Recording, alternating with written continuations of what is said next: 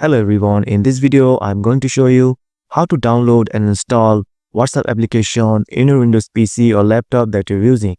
So first of all, to download you just need to go to the start menu, then open your Microsoft Store, and after Microsoft Store you need to search here for WhatsApp,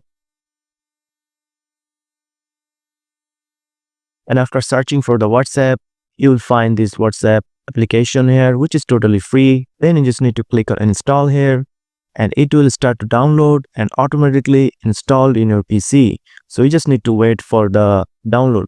Now after installing the WhatsApp account, you just need to click on open, and as you can see, WhatsApp is now installed on my PC. So if you can't find the WhatsApp account in your desktop icon, you just need to go to the start menu, and here you'll find the recently installed app. Right click on it and you can pin it to taskbar or pin it to start. So I'm just going to pin it to start. And as you can see, now I can find my WhatsApp account or the WhatsApp application in my start menu. So there's another thing you have to do is connect your WhatsApp account with a mobile phone or the account that you have in your phone.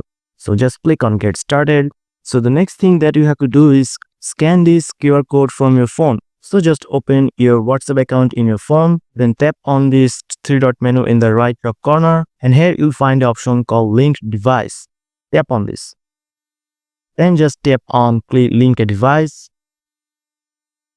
and then just scan the QR code and you'll be logging into your account that you have in your phone.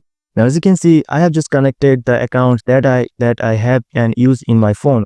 So that's it guys, this is how you can download and install a WhatsApp application in your Windows 10 or 11 laptop. So if you found this video helpful, please subscribe to this channel and thank you for watching.